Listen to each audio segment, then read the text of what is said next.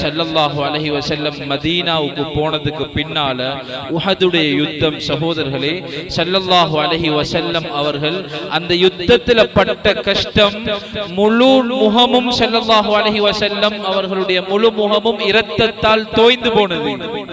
2 ஆணிகள் ஸல்லல்லாஹு அலைஹி வஸல்லம் அவர்களுடைய நெற்றியில் ஏறியது, பற்கள் உடைந்தது.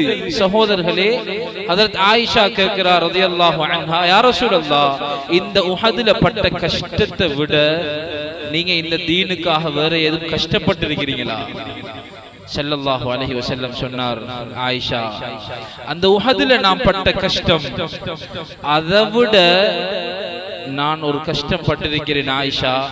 அது எப்பண்டா, நான் தாயிஃபுக்கு போன சமயம், இந்த நுபுத்துவத்துடைய பணிக்காக அல்லாஹ் என்னை தாயிஃபுக்கு அனுப்பிய சமயம், அந்த நேரத்தில் நான் பட்ட கஷ்டம் என்ற வாழ்க்கையில் இதுவரைக்கும் நான் படவில்லை ஆயிஷா.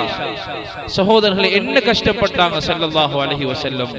வீதியில் தாயிஃபுடைய பஜாரில் இருந்து கர்னுல் மனாசில் என்று உம்ராவுக்கு போனவங்களுக்கு தெரியும், அவங்க இஹ்ராம் அணிஞ்சு நியத்து வச்சு வந்திருப்பாங்க. தாயிஃபுக்கு பிரயாணம் போனவங்க அந்த இடம் வரைக்கும் ஸல்லல்லாஹு அலைஹி வஸல்லம் அவர்களை சிறுவர்களை ஏவி பெரியவர்களும் சிறுவர்களும் கல்லால் எறிந்து இழுத்து கொண்டு வரப்படுகிறார்கள். 10 நாட்கள் ஸல்லல்லாஹு அலைஹி வஸல்லம் தாயிஃபில் சிரமப்படுகிறார்கள்.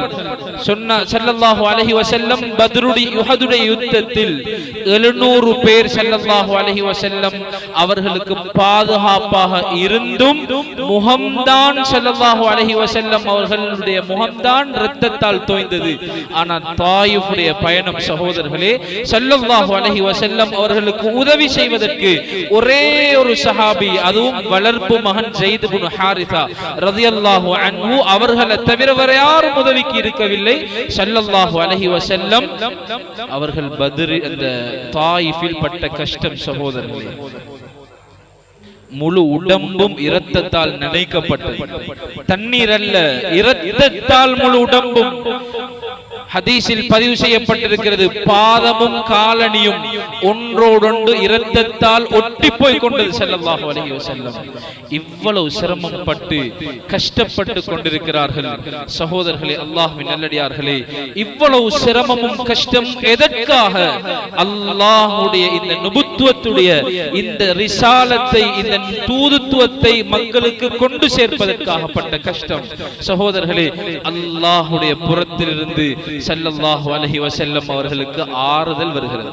அதுதான் இஸ்ரா மிஅராஜ்.